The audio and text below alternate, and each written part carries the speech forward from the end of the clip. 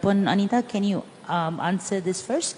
As parents, how can we know whether our children have depression, and what can we do to approach and address it? Okay. All right. Thank you very much. Thank you so much, Ustaz, for your sharing.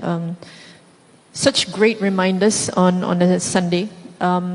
Okay, so based on the many thousands of parents and also children that have come to MIASA to seek for help, so this is based on real life situation. Of course, in theory, you have all the different ways for you to see this, but in actual fact and reality, usually what happens is children will start isolating themselves. So you will see withdrawal in terms of either meeting their friends or in activities or from doing things that they like. For example, typically you will see children not wanting to go to school. There are changes in behaviors, changes in their mood, as an example. Also changes in their eating or sleeping patterns. So if typically your children likes to sleep a lot, maybe now they're not really sleeping well, as an example, right? So that change in that sleeping pattern is an indicator that is a sign of, a mental health issue or struggle. And mental health issues can also manifest in physical symptoms, right?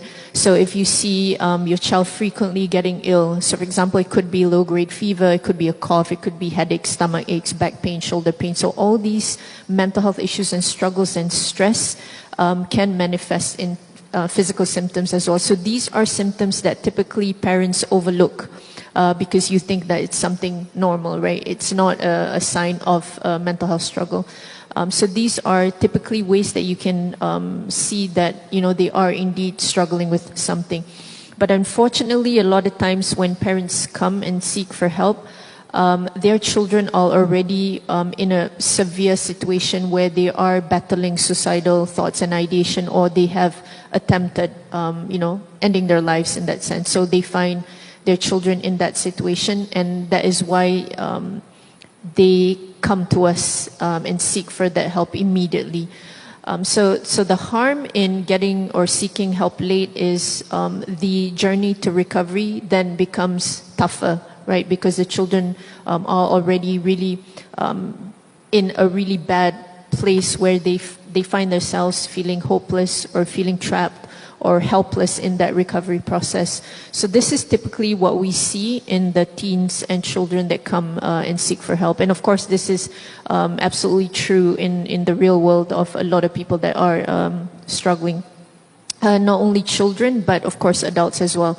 And I think that one of the things that is also highly stigmatized is men's mental health. So men, when they reach out for the help with us as well, and I just want to touch on this really quickly just to normalize men's mental health struggles as well, is that they are already battling chronic emptiness. They're crying, they are battling suicidal thoughts and ideation or even contemplation of ending their lives. So these, and hence why normalizing these discussions surrounding mental health issues and, sessions like these are really important so that people don't feel alone.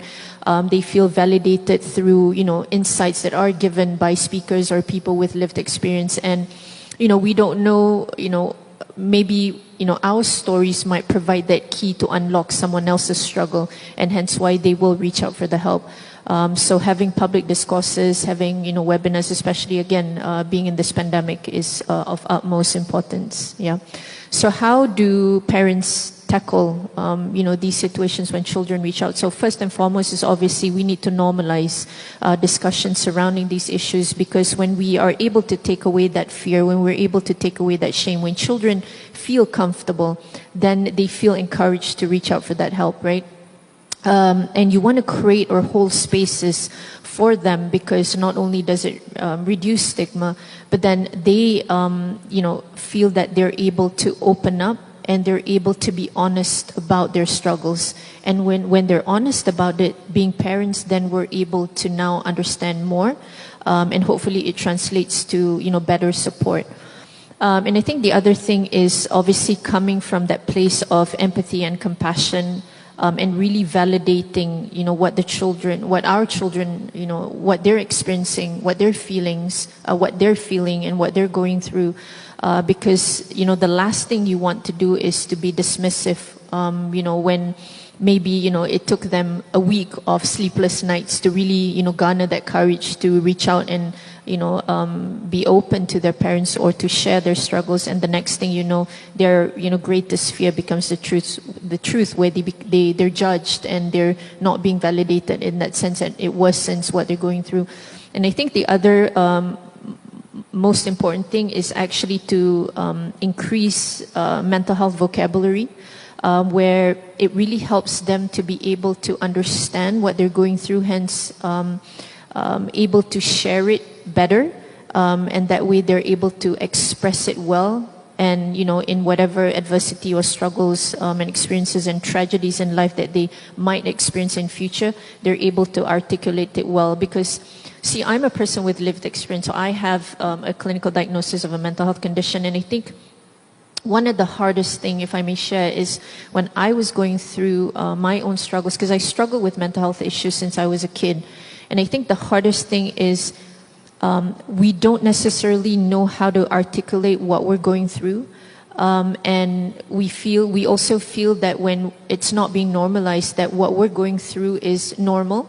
And so we keep it in. And so when we keep it in, it gets bottled up. And, once, it explodes, then you find yourself in a very extreme situation. So exactly that was what I went through, because I lost functionality in life when I was first afflicted with the condition. And this is really not a place that you want to be at, right? Because you feel very trapped. You feel very hopeless in your recovery. You feel that there is not a way out. And you also feel that you're not going to recover. Although obviously, we know that the promise of Allah subhanahu wa ta'ala is true. We know that for every affliction, obviously there is a way out. There is hope. For every single diseases that is being afflicted to any human being, there is a cure for it except death. But obviously when you're going through such hardships, it's really challenging for you to see that. And unless someone reaches out to you and helps you and holds your hand and guides you, as Ustaz mentioned, that there is a light at the end of the tunnel, because when you're in that situation, you don't see that light, not even a glimpse of light, not even a glimpse of hope. So I feel that it's really, really important for parents then to seek that knowledge, because if you don't have that knowledge, then, you don't understand, because obviously mental health issues and struggles, it's not something that is visible to the naked eye. The challenges of the person is not immediately evident to the normal person. So it's going to be very challenging. You're not going to be able to relate to it, right? So even, how many times I share, my own struggles with the condition, I can't begin to even give enough justice to people that are really struggling. But hopefully, through much insights, that we can build that empathy and we can hold space and we can support one another. And one of the silver linings, I always say via this pandemic, has been where now people understand better, because we are all struggling at the moment. So we now have a glimpse of, okay, what a mental health struggle is like, maybe a glimpse of what, anxiety is like, or what depression feels like, being in extreme isolation. As you remember, during the first MCO, we were cut off from our, social support system, from effective coping mechanisms, whatever it might be. Even students were really struggling. And I think one of the more important things that a lot of people don't realize is when students had or were forced to be to implement online learning or virtual learning, is being cut off from all their friends, their peers. It can equate to grief. So they were really struggling in that sense. You're not able to have that human touch or that physical interaction, not being able to ask questions directly to your teachers, not having that support easily or instantly, and all these things, with parents being at home, and again, them having to helm, their responsibilities, being, an employee, and then wearing that hat of being a mom or a dad, or maybe caring for an elderly. So everyone was really struggling during the time. So please don't think that now we're in this endemic that these struggles have stopped, because for some people, these struggles do continue.